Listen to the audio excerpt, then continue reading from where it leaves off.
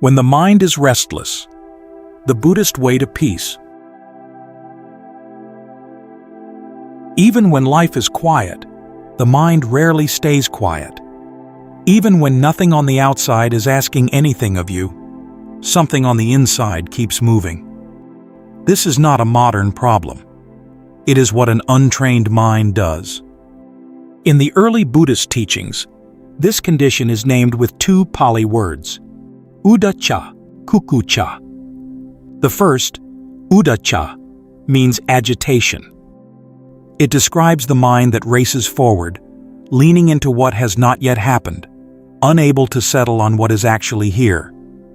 The second, kukkucca, means remorse.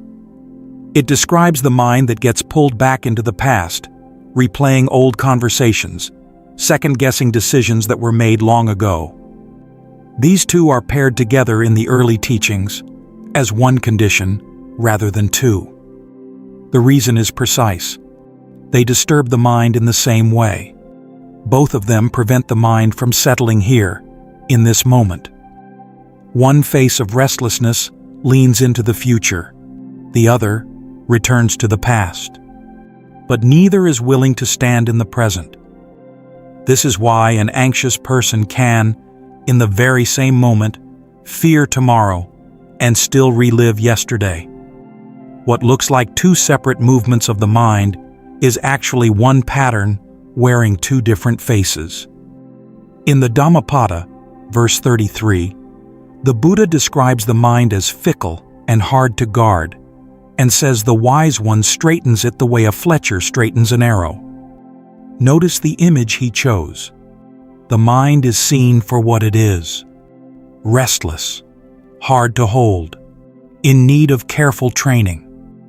And the response is one of patient craft, like an arrow maker working with wood that does not yet bend straight. If you recognize this in yourself, what you are recognizing has been seen before, named before, and trained with before. The Buddha did not leave this condition unnamed, and he did not leave it without a path of training.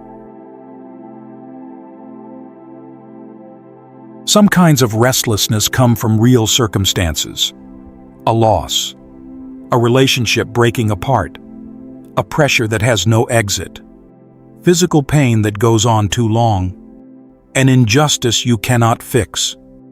This kind of restlessness has a clear reason. It is not something you invented.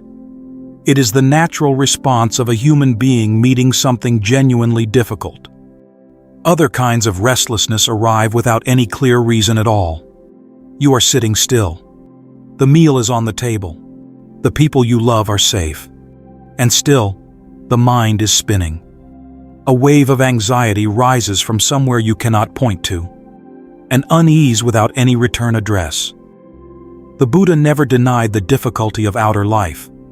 He never said that with the right state of mind, the storms of life would stop coming. He saw very clearly what every generation of human beings has carried. We are exhausted by reality, and we are also exhausted by our own thinking about reality. But he asked one question, and this question is the one that opens the entire teaching. What is really keeping the mind running? Is it the circumstances themselves, or is it something else? Because two people facing the same situation can carry two completely different levels of restlessness. One person loses a job and finds the next step within weeks.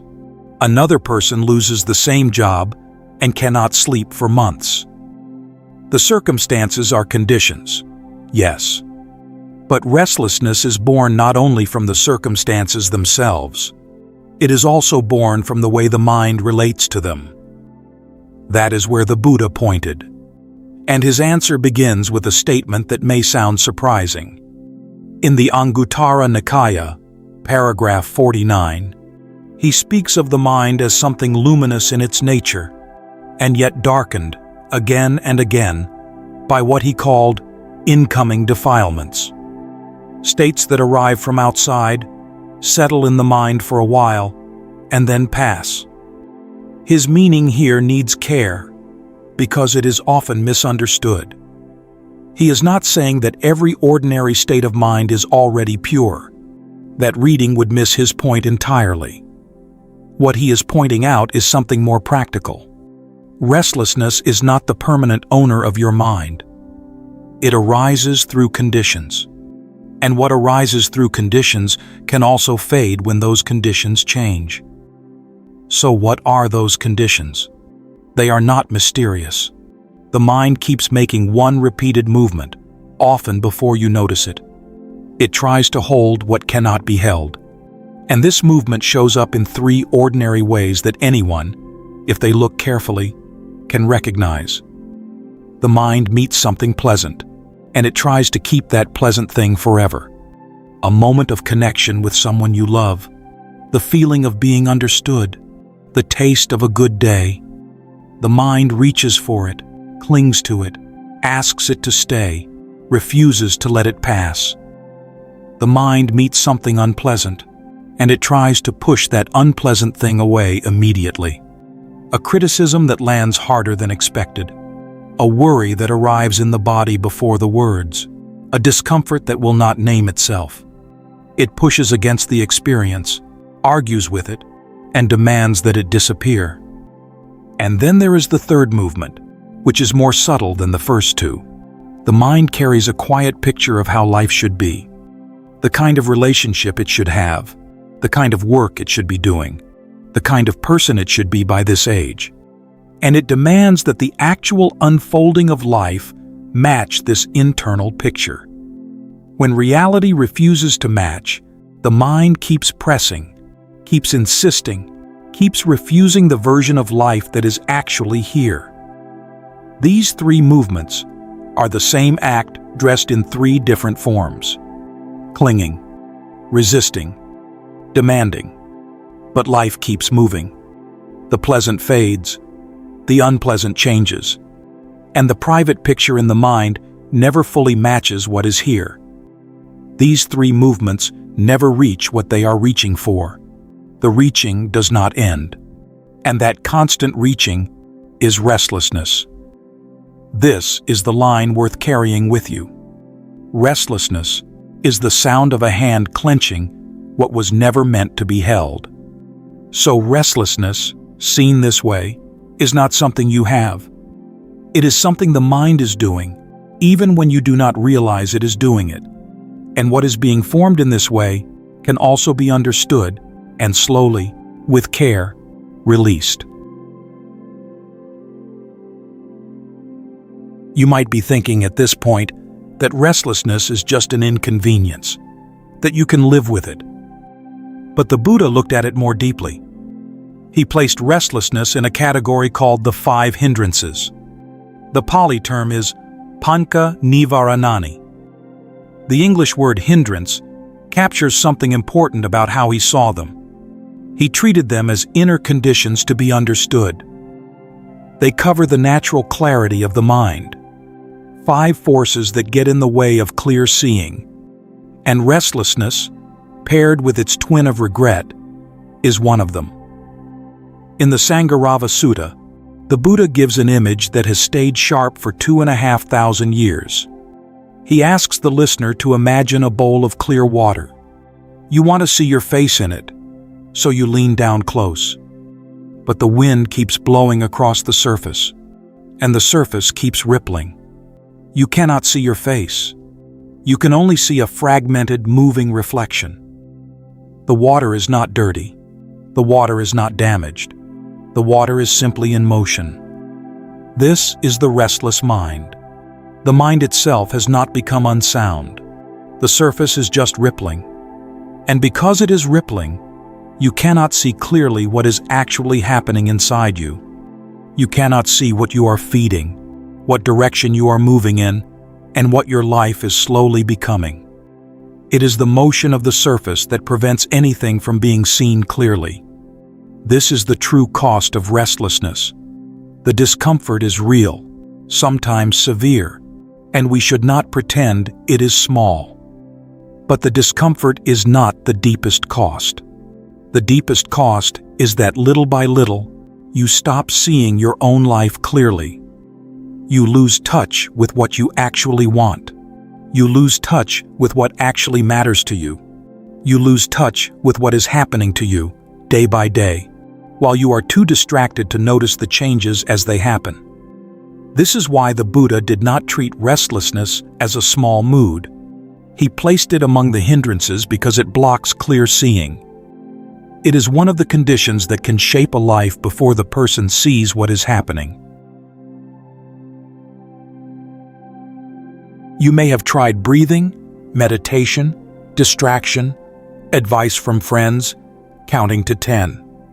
All the ordinary methods that are commonly suggested. And still, late at night, when the lights are off and there is nothing left to distract you, the same thought comes back. The same worry. The same ache as last night. The same ache as last month. Something painful begins to happen at that point. You begin to feel that calming yourself, something that sounds so simple, is just not happening for you. You begin to suspect that maybe these teachings are not really meant for someone like you. That maybe peace is simply not available to someone whose mind feels this restless. 2,500 years ago, the Buddha gave his monks a teaching for exactly this kind of moment. He did not give them a slogan. He did not give them a single technique. He gave them 5 methods to use in a deliberate sequence. The teaching is called the Vitakka Sutta, the stilling of thoughts. Inside this teaching, the Buddha offers these 5 methods for working with persistent, unwholesome thoughts. They can be heard as a progression. You begin with the gentlest method. You move to stronger methods only when the gentler ones do not succeed. The Buddha is not asking you to fight your way through difficulty with a single weapon. He is giving you a graded response, suited to how strong the thought has actually become. The first method is substitution. The Buddha gives an image from craft to explain it. He says that when a carpenter is working with a wooden plank and there is a peg already stuck in a hole, the carpenter uses a smaller, finer peg to push the larger one out. This is the picture for the first method. When an unwholesome thought arises in the mind, you actively bring in the opposite, healthier thought to take its place. If anger is rising, you turn to patience. If craving is rising, you turn to contentment with what is already enough. If despair is rising, you turn toward what is still wholesome, still possible, still not lost. An untrained mind rarely stays empty for long. Something will fill the space. The only real question is what? Although this might at first sound like avoidance, what is actually happening here is more careful than that. It is the deliberate work of changing the fuel that the mind is burning on. The mind will burn on something, whether you choose it or not. With practice, that something can become a conscious choice, instead of whatever happens to drift in by accident. If substitution does not work, the Buddha moves to the second method. Here you take a different approach. You stay with the thought, but you ask yourself a different kind of question. Where is this thought leading me? What is it feeding in me? What is it slowly turning me into, if I keep listening to it? The mind keeps nourishing a thought, because it has not yet seen the real cost of that thought. The mind sees only the immediate satisfaction of indulging it, the small comfort of self-pity, the familiar pull of resentment, the quiet pleasure of a worry well rehearsed. The mind does not see what these states are doing to the person who carries them over years, over decades. When the cost finally becomes clear, you do not merely understand it as an idea. You feel it weighing on your life. Then letting go is no longer simply discipline. It also becomes the natural movement of a mind that no longer wants what it has been feeding. If the second method does not work either, the Buddha moves to a third, which is non-engagement. He teaches that sometimes the wisest move is to turn the attention elsewhere. Do not face the thought directly.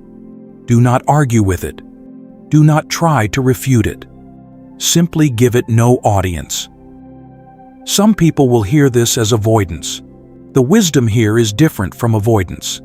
There are some thoughts that grow larger the more you look at them. Like a fire that needs oxygen, certain thoughts need attention in order to keep burning. Attention gives a thought momentum. When that attention is withdrawn wisely, even a strong thought begins, eventually, to settle. If non-engagement also fails, the Buddha moves to the fourth method, which is the most subtle of all. The traditional language calls it the stilling of the formation of the thought. What this means in practice is something specific. Do not enter the story that the thought is telling you.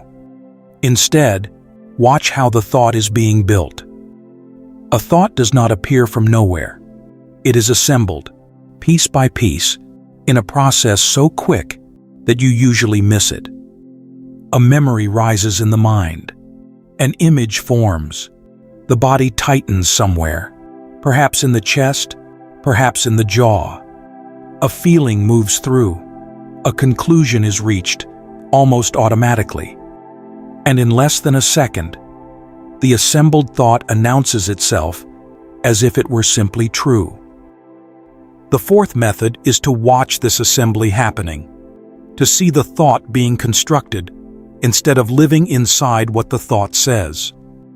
When the construction is seen as construction, the mind is no longer fully held inside the conclusion. The thought may still be there, but you are no longer believing it in quite the same way. You have stepped, even slightly, outside of it. And if even this does not work, the Buddha gives the final method, determined restraint. He was realistic. Sometimes the earlier methods do not succeed. In the sutta, he describes this last method with strong language. He says the practitioner should press teeth against teeth, press the tongue against the roof of the mouth, and restrain the mind with the mind, the way a strong person might hold down someone weaker. This belongs at the end of the sequence. It is used only when all the gentler methods have been tried, and the thought is still moving in a direction that will cause real harm, toward an action that would damage another person or damage yourself. A careful word is needed here, because this method can be misunderstood. The restraint here is the response of someone who has watched the mind move toward real harm before, and who knows what happens when nothing intervenes. There is care in it. The Buddha's compassion is not always soft in tone. Sometimes compassion takes the form of restraint, the way a parent might gently but firmly stop a child from running into traffic. The structure of this teaching is what makes it remarkable. The Buddha begins with redirection, then reflection, then non-engagement, then closer observation, and only at the end, firm restraint. The mind is not beyond training. This is why the Dhammapada, in verse 35, says, "The training of the mind is good, and a trained mind brings happiness." Training the mind, in this sense, is an act of care. At the end of the sutta, the Buddha calls the one who has become skilled in all 5 methods a master of the paths of thought. In Pali, the phrase is Vasi Vitakkapariyaya Pathesu. It means someone who commands the roads of the mind, someone for whom the mind is no longer simply something that happens to them. This is why the path is called training. The mind is not mastered by inspiration.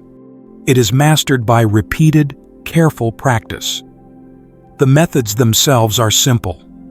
The training is long, but the possibility is real. Many of us imagine peace as a state, an empty mind, pleasant feelings, comfortable circumstances, and we set out, with real sincerity, to reach that state. We meditate in order to get there. We breathe in order to get there. We arrange our lives around the hope of one day arriving. But notice the trap hidden inside this picture. If peace is something we do not yet have, then peace becomes one more goal to chase, one more thing to attain, one more reason for the mind to keep running. Even the pursuit of peace can become another form of restlessness.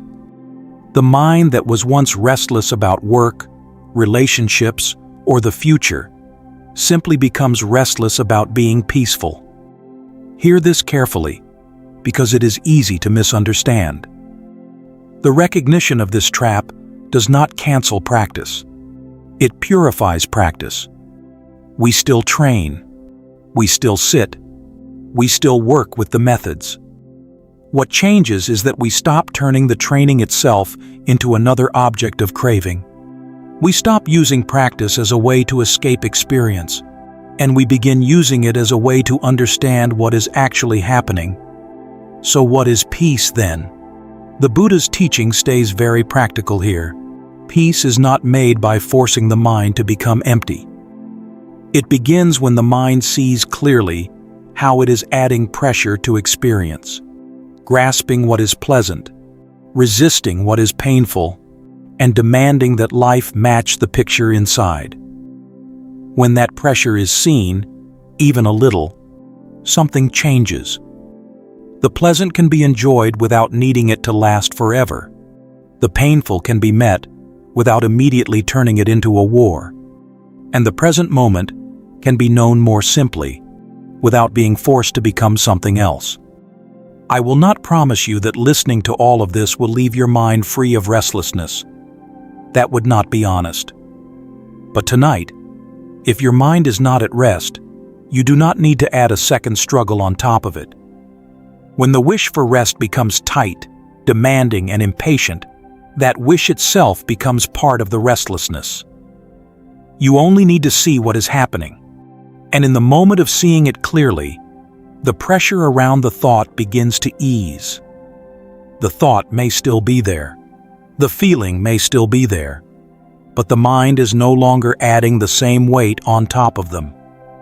The Buddha approached the restless mind with understanding. When the movements that create restlessness are seen clearly, even for a moment, they lose some of their power. That is where practice begins again. Learning, over and over, how to meet this moment without adding more grasping, more resistance, or more demand.